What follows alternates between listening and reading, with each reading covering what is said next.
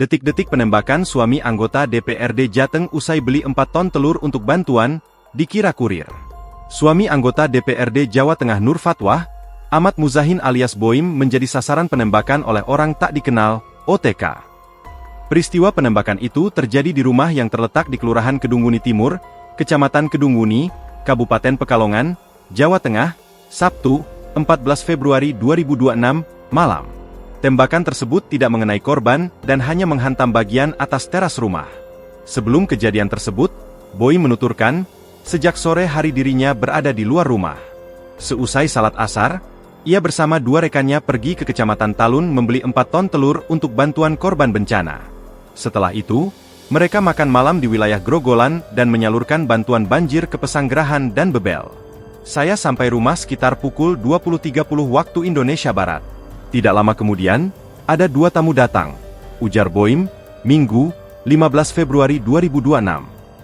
Sementara, peristiwa terjadi sekitar pukul 21.10 WIB saat Boim tengah duduk santai di teras rumah bersama 2 rekannya. Mereka kemudian berbincang di teras, dan satu di antara tamu itu keluar membeli rokok. Tak berselang lama, sebuah motor metik datang dari arah utara dan berhenti sejenak di depan rumah. Pelaku disebut sempat memutar balik kendaraan sebelum melepaskan 1 kali tembakan. Ada motor masuk, berhenti sebentar, lalu langsung menembak.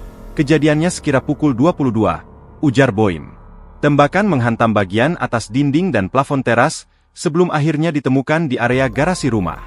Terduga pelaku mengenakan jaket kulit hitam, celana pendek hitam, helm hitam, dan masker abu-abu. Plat nomor sepeda motor yang digunakan ditutup plastik putih. Setelah melepaskan tembakan, pelaku langsung melarikan diri. Boim mengaku sempat berniat mengejar, namun mengurungkan niatnya karena khawatir ditembak kembali.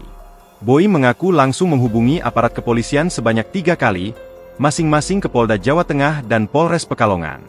Sekitar 30 menit kemudian, petugas dari Polsek Kedunguni yang lokasinya tidak jauh dari rumah Boim tiba di lokasi kejadian.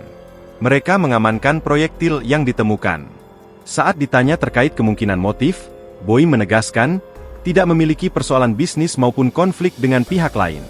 Download Tribun X sekarang, menghadirkan lokal menjadi Indonesia.